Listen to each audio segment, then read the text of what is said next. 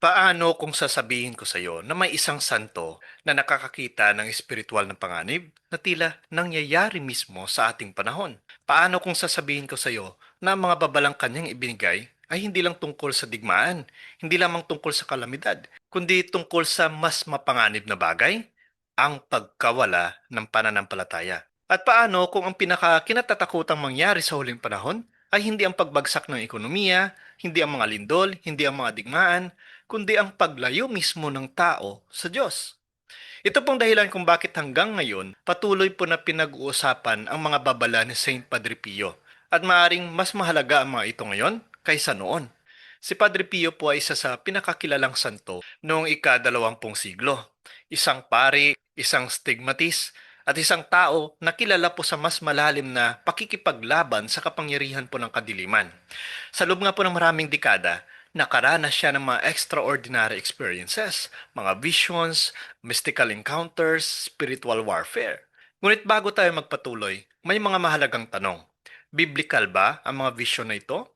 Ito pong mas madalas na tanong ng marami. May basihan ba ito sa Biblia? Ang sagot po natin dito is maliwanag ni Yes. Sa buong kasaysayan po ng kaligtasan, maraming beses po gumamit ang Diyos ng mga visions.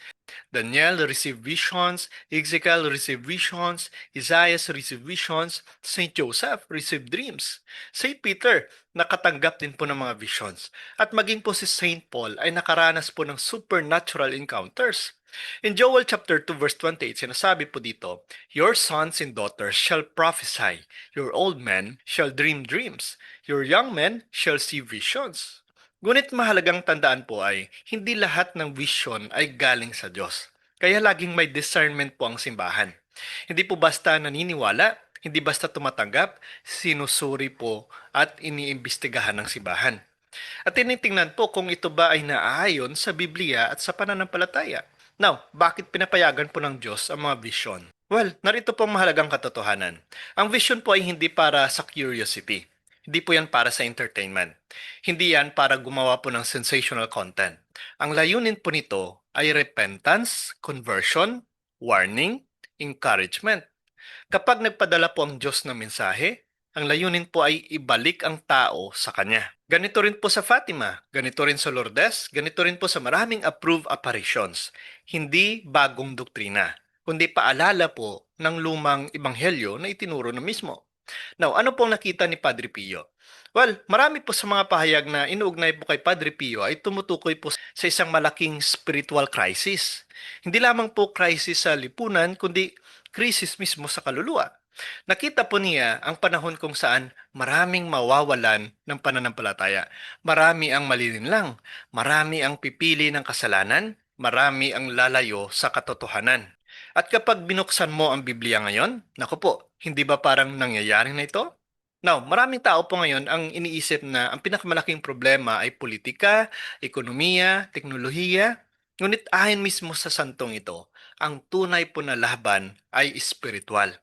At maliwanag po yan na sinasabi ni Ephesians chapter 6 verse 12. For our struggle is not against flesh and blood. Ang tunay po na laban ay para sa kaluluwa ng tao. At dito po nakatutok ang mga babala ni Padre Pio. Ang pagkawala ng pananampalataya ay isa sa pinakamalaking babala. Hindi po dahil mawawala ang simbahan, dahil ipinangako mismo ni Kristo na Matthew 16 verse 18 that the gates of hell shall not prevail against it. Ngunit maraming tao po ngayon ang maaring lumayo sa simbahan. At ito na po ang nakikita natin ngayon. Maraming bininyagan, ngunit hindi po nagdarasal. Maraming Kristiyano, ngunit hindi po nagsisimba. Maraming naniniwala sa Diyos, ngunit hindi sumusunod sa Diyos. Ito po ang tunay na spiritual crisis. Now, bakit pamilya ang sentro ng huling labanan?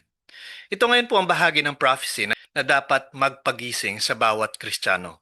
Kapag pinag-uusapan po ang huling panahon, maraming tao agad nang iniisip na digmaan, lindol, gutom, economic collapse, global crisis. Pero ayon mismo sa mensaheng inuugnay kay Sister Lucia ng Fatima, ang huling laban sa pagitan po ng Diyos at ni Satanas ay magaganap sa isang lugar na hindi inaasahan ng marami.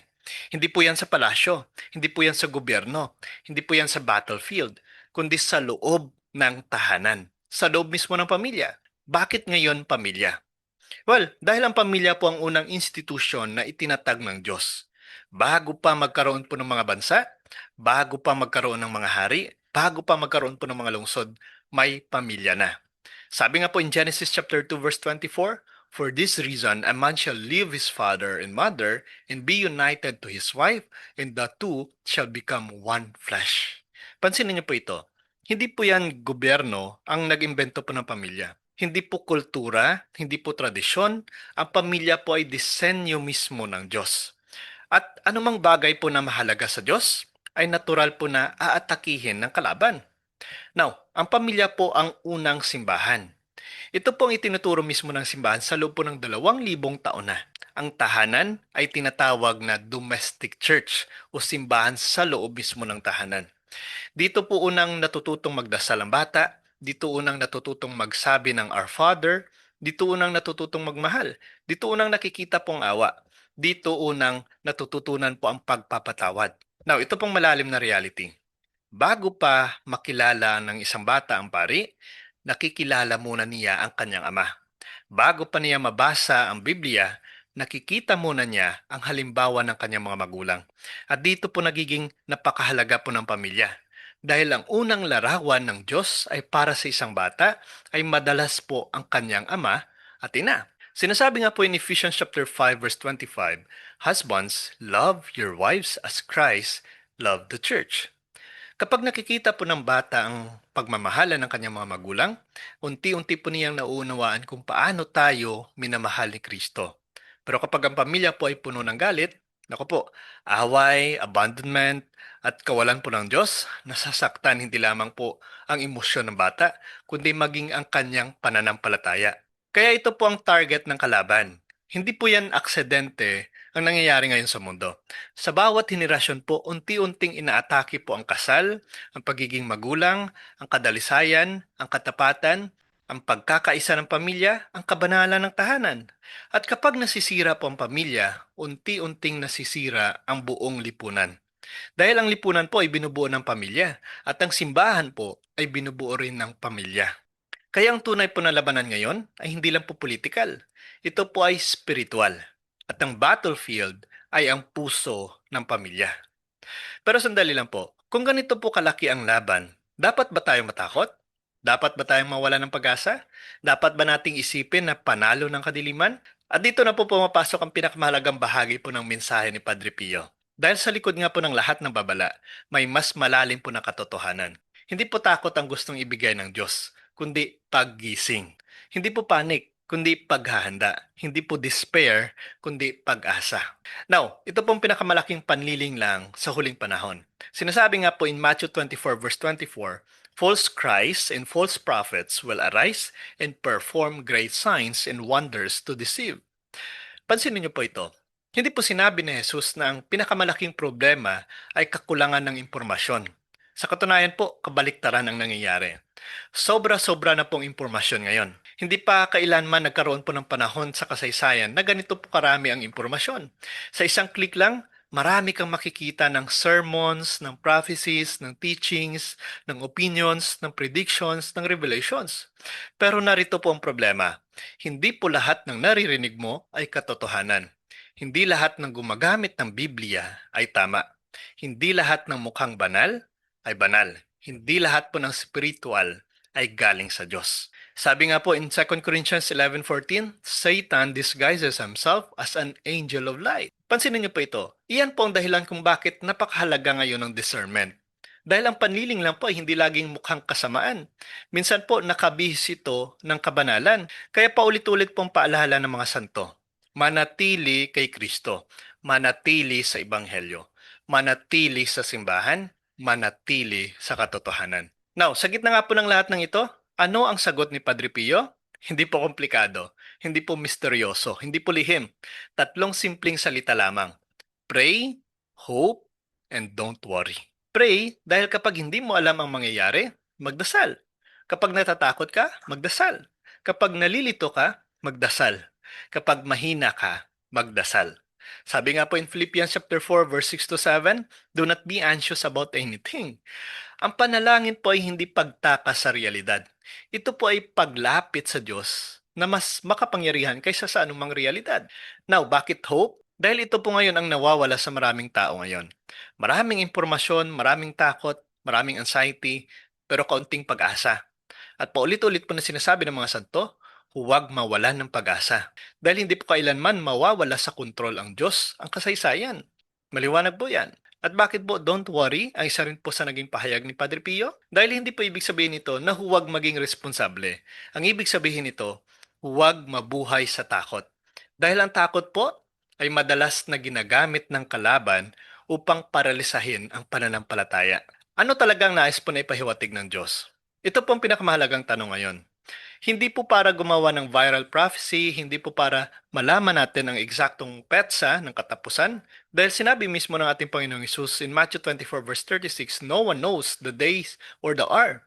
Ang tunay po na mensahe nito, magbalik loob, maghanda, magsisi, magpakabanal, magtiwala, mahalin ang Diyos, mahalin ang pamilya, mamuhay para sa langit. Dahil sa dulo po ng lahat ng ito, hindi po ang dami ng impormasyon ang magliligtas po sa atin, kundi ang relasyon natin kay Kristo. Maliwanag po yan. Now, paano kung mali ang tanong na itinatanong po ng karamihan? Paano kung ang pinakamahalagang prophecy po ay hindi tungkol sa mundo, kundi tungkol sa iyo? Paano kung ang tunay po na tanong ay hindi kailan ba darating ang huling panahon, kundi kung tatawagin ako ng Diyos ngayong gabi, ngayong araw, handa ba ako? Dahil para po sa bawat tao, may personal po na katapusan. At sa araw po na iyon, hindi mahalaga kung gaano karaming prophecy videos ang napanood natin, hindi mahalaga kung ilang conspiracy theory ang alam natin, hindi mahalaga kung gaano karami ang ating impormasyon. Ang mahalaga po ay minahal ba natin ang Diyos? Nagsisi ba tayo? Nagpatawad ba tayo? Nagsikap ba tayong maging banal?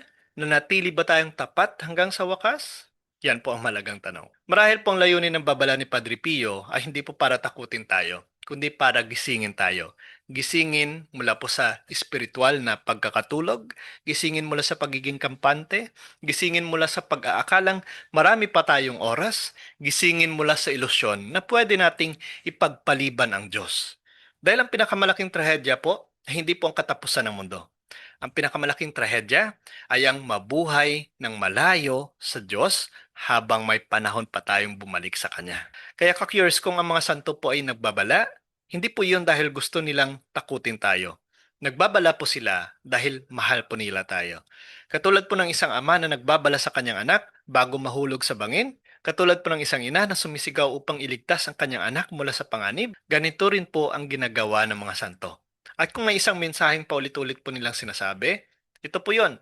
Lumapit kay Kristo, magkumpisal, magrosaryo, magdasal, mahalin po ang pamilya, manatiling tapat, huwag mawala ng pag-asa. Dahil sa dulo po ng kasaysayan, hindi po ang kadiliman ang mananalo. Hindi po ang kasinungalingan, hindi po ang kasamaan, hindi po si Satanas.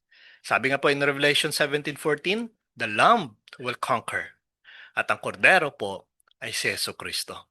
Kaya ka-curious, ang pinaka nakakatakot na bahagi po ng prophecy ni Padre Pio ay hindi po ang mga sinyales ng huling panahon, kundi ang posibilidad na makita natin ang lahat ng babala ng langit, marinig ang lahat ng paalala ng mga santo, at magkaroon pa rin po ng pusong tumatangging magbalik loob sa Diyos. Maliwanag po yan. Sana po nakatulong ang video na ito, at kung sang-ayon po kayo, please comment down below. Padre Pio, please pray for us. Please like and share at suportahan po natin ang ating YouTube channel. Ang link po ay nasa description. God bless po sa ating lahat sa ngalan ng Ama, ng Anak at ng Espiritu Santo. Amen.